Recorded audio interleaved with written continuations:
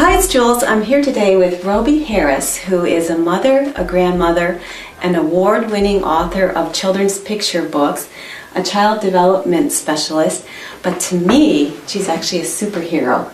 I didn't tell you that, but that's how I see you. All of us today have this issue of explain to our children the birds and the bees, and we don't have the background, we don't have the tools, and you gave that to me in one of your books. It's Perfectly Normal.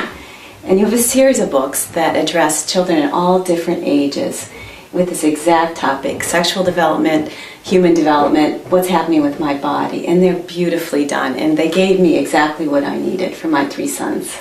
Well, that's terrific. And I think about these books as being really about health. Mm-hmm. How do we keep our kids healthy?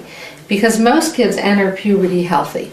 And not all, sadly, but most. So that if we can give them the most up-to-date information about their bodies, about puberty, about what's going to happen, and about how they need to be responsible about their bodies. So much is coming at them, and I like your perspective that we have a responsibility, and we love our children, and we want to make sure they get the information they need to be healthy. And that's what you've given us here. That's Robie. exactly why I did these books, because a book allows a child to have some privacy. Oh, that's good. And with our oldest book, It's Perfectly Normal, I hear stories again and again from parents about how children say, oh, I know all this stuff, I've read it before, my friends have told me. Then they take the book, they run into their room, and they close the door. I think, again, as parents, we need to say to our kids, you know, this is a book I read, and it's the only advice I would give to parents, is to say, read it first, you'll have a temporary leg up on your child. And I think as parents, and now I'm a grandparent, we don't have to think that we're alone. Well, I actually breathed a sigh of relief when you said your sort of bare minimum recommendation is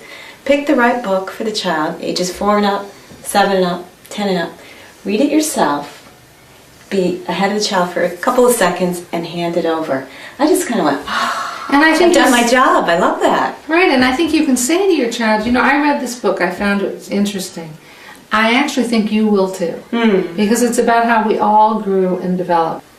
So I wondered about one thing. I think that people should know that Michael Emberley did a wonderful job of doing anatomically correct, sort of cartoony pictures of people. They're very friendly, warm, approach with a sense of humor, but do people ever get upset about that or think that that's just a little too far? Well, first of all, if anybody gets upset, it's the adults. It's not the kids. These books are honest, both in terms of Michael's extraordinary drawings and my text, because if we're not honest with our kids and we don't give them all the information, then we have no credibility. It's like, oh, they didn't talk about that, so, you know, why bother reading this or looking at this book? Our bodies are normal, and hence the title, you know, It's Perfectly Normal. And why shouldn't we know how they work so that we can take better care of them? And that's what this is all about.